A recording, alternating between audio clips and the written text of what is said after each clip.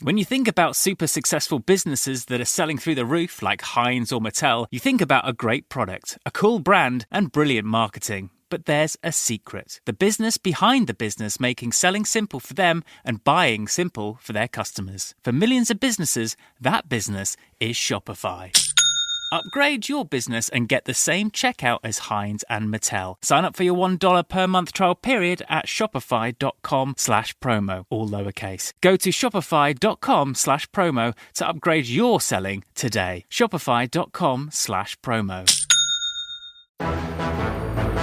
It's October 18th, 2008, and another remarkable event is about to be uncovered by Ariel, Rebecca, and Ali. The Retrospectors. So it was on this day that the then Radio 2 presenters, Jonathan Ross and Russell Brand, failed to get through to their celebrity special guest on the phone, then 78-year-old Fawlty Towers star Andrew Sachs. And in response, they thought it would be amusing to leave him a series of juvenile answer phone messages crowing about Brand's sexual encounters with Sachs's granddaughter, Georgina Baillie. And it's funny, I listened back to it recently, and I must confess I actually defended it at the time because I thought it was a funny piece of radio, but it's more cringy than I had remembered. And the joke of it is pretty much this, that there's an elephant in the room that must not be said, which is that Brand has had sex with Andrew Sachs's granddaughter, Georgina Baillie, and then Jonathan Ross blurts out in the worst way possible that very fact. And then they ring back over and over again to apologise, but each time they make it worse. And it's basically don't mention the war from Fawlty Towers. And obviously, if you look at the full transcript, it goes on for quite a while. They ring back on multiple occasions. 17 minutes. Yeah, there's a lot of sexual content. There was some stuff that was actually cut from the eventual broadcast, so it did go on even further than the ultimate version. And I have to say, although looking back, it does seem very juvenile and very much in that kind of laddish, edgy style of humour that was popular at the time and now seems quite unkind and dated. There is still the really funny bit, which is when Brand does his little made-up song. This was in the third message where he does the "I'd like to apologise for the terrible attacks, Andrew Sachs." That bit. I mean, that bit is funny. That's some good spontaneous rhyming. It is an incredible demonstration of a comic talent, but it's a comic talent that has been let too far off the leash, I think. These giant comic egos actually do have to be kept in check when they are representing the publicly funded broadcast of the most listened to radio station in the UK. That's where this went wrong. If this had been on Radio X, I don't think it would have mattered. It's that it was on Radio 2, the nation's favourite. And also the thing that kept coming to me as I was revisiting this event, I really thought this harks back to a simpler, meaner time, doesn't it? Remember when edgy humour was all the rage? Little Britain had just gone off the air the year before. The In-Betweeners had just started broadcasting. Like, this was really a time when that kind of out there pushing the boundaries in a kind of childish way was really, people were really eating that kind of thing up. And the weird thing is, though, because this style of humour was so in vogue, is that the evening that the show aired, there weren't any complaints. Partly because it sounded like the cultural zeitgeist, yes, but partly because it took the Mail on Sunday to really stir it up the following week. The following Sunday, note, 8 days later. It's extraordinary to think about now, isn't it? We're only talking about 2008, but back then, stories were so far away from erupting in real time that you'd have essentially a sort of cancel culture story that went for weeks. It did reach 18,000 complaints, but only after a few weeks after it was broadcast. And then it became the third most complained about show in recent BBC history, behind only the airing of Jerry Springer the Opera and then the rolling coverage of Prince Philip's memorial. And I think you can tell that Russell Brand underestimated what was about to happen because he had been tipped off that the Mail on Sunday was going to be running this story. So when he was recording the next edition of his show, which went out on a Saturday night, he sort of tried to get ahead of the story in a humorous way by including an apology to Andrew Sachs in the show, but it was very facetious. He was all, "I'm sorry I've been so Russell naughty." Brand, facetious. Yeah. It was, it was obnoxious, and it was overshadowed by his insistence that the prank was funny, which he kind of kept returning to this theme, and then including a rant at the Mail where he said, "What's worse, leaving a swear word on Andrew Sachs's answer phone or tacitly supporting Adolf Hitler when he took charge of the Third Reich?"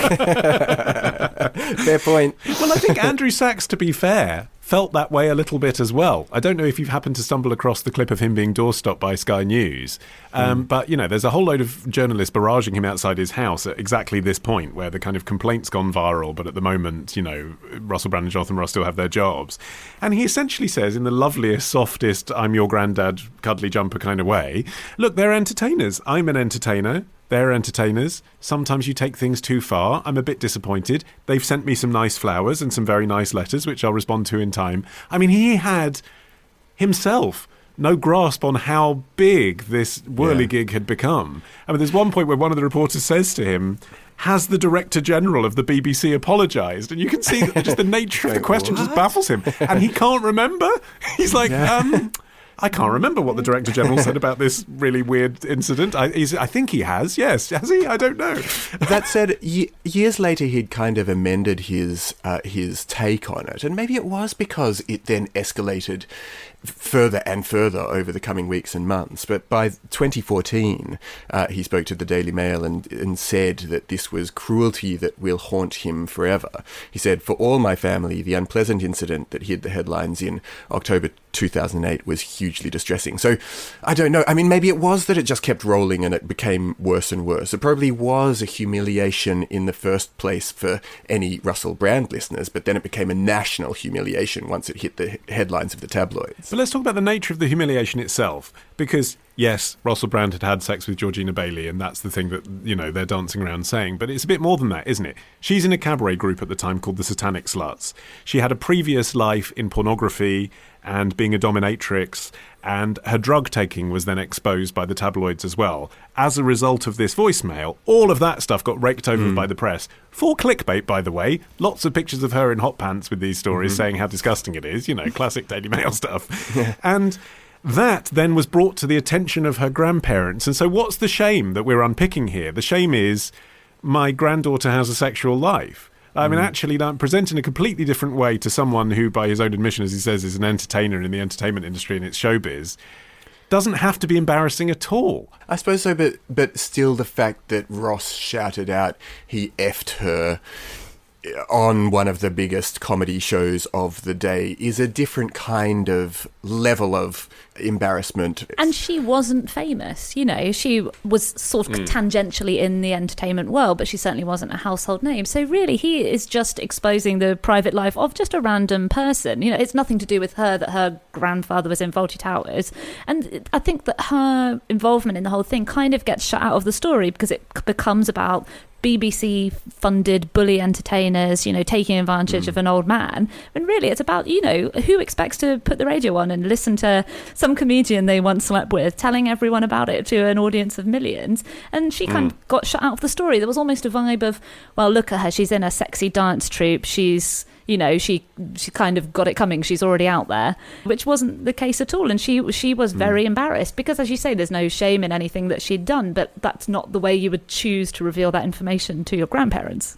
And the hysteria reached a level that I can only describe as Princess Diana proportions, to the point where on the 28th of October, so this is 10 days after, Prime Minister Gordon Brown weighed in. He called the incident clearly inappropriate and unacceptable. An unsurprising take, but really strange that the leader of the country would be called upon to give his opinion on a raunchy piece on Radio 2. And then Russell Brand and Jonathan Ross were both suspended. Leslie Douglas, the controller of Radio 2, had to tender her resignation, basically falling on her sword. And the BBC was fined as well, £150,000 by Ofcom. But it was also just a turning point in so many ways, I think.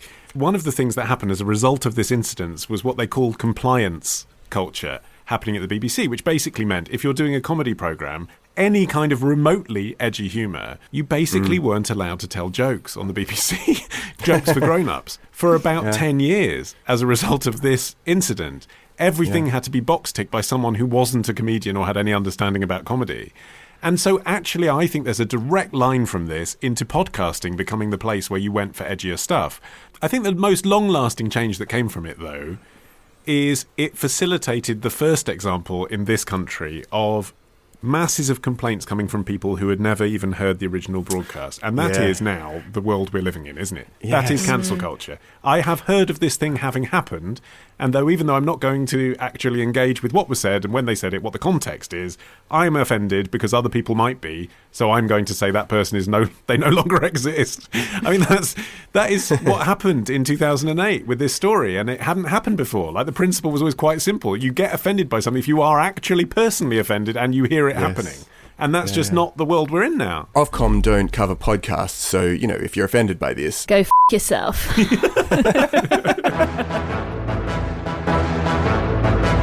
And so another week of retrospecting ends. But next week begins a day early at Club Retrospectors. Join us now to get an exclusive episode every Sunday. Patreon.com/retrospectors.